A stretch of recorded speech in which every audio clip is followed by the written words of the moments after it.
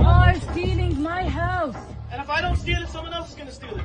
Hi, I'm Qasim and I have a dream that one day I'll be telling my kids the stories of me visiting every country in the world.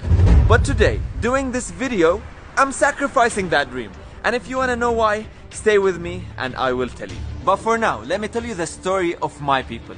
500 Palestinians who today are forced to evacuate their homes, the ones they've been living in for decades, so some settlers can board on some planes and come take these houses that they don't own. Jacob, you know this is not your house. Yes, but if I go, you don't go back. So what's the plan? Imagine an unjust court telling you that you have to leave the house you grew up in, the one you got married in, the one that you were planning to spend the rest of your life in. So someone from, I don't know, the US can come and steal the house illegally and be proud about it. أنا يعني بعرفش وين بدي أروح يا زلمة. أنا كل ذكرياتي هون. أنا طفولتي هون، فتولتي هون، شبابي هون، دراستي هون، مدرستي من هون، تخريجي من جامعة من هون، تجويزي وأولادي من هون، كلهم بهذا الدار. كل حجر بالدار بيحكي قصة عندي. What's being stolen here is the last glimpse of hope that maybe one day Palestinians in Jerusalem will get justice. Especially that this neighborhood is well located in the heart of Palestinian Jerusalem and it's unacceptable for an Israeli settlement to be there. And I had to tell this story today because for some reason international media decided to stay silent.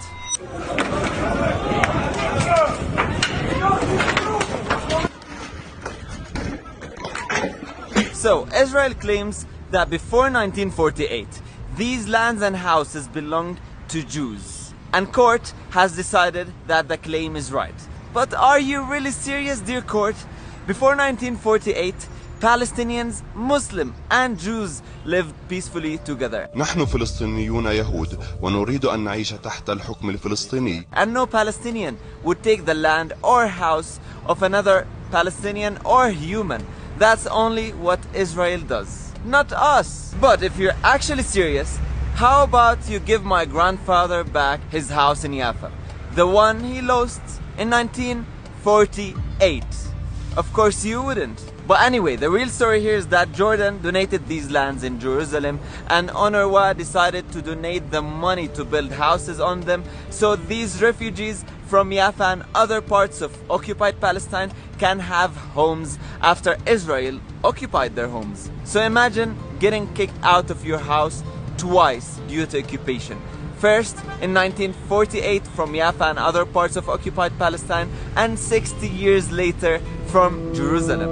هذا بيتي، هذا بابي.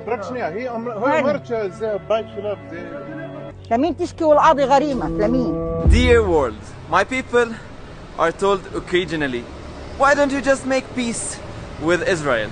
It's all in the past now, just get over it. But you have to understand that what's happening is an ongoing occupation. Lands are still being taken. Settlements, illegal ones, are still being built, and the people of Sheikh Jarrah neighborhood are fighting for their right to stay in their homes right this moment you're watching. They're being assaulted, brutally beaten and killed. And that's why I had to talk about it. And this is not just news. You can easily follow and see what's happening live if you go on some accounts on Instagram of the people who are living there. I can see live what's happening there and you can easily see the brutality of the Israeli army and forces and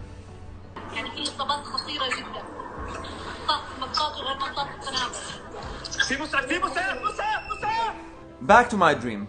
It's quite known that Israel controls the borders of Palestine and they don't let anyone in if they speak up about what's happening. So, I'm sad to tell you that probably I will visit every country in the world and tell my kids the stories, but not of my own Palestine. So please, if you're watching this, share the story. Don't underestimate the power of social media. Let the world know what's happening and use the hashtag #SaveSheikh Jarrah. Thank you.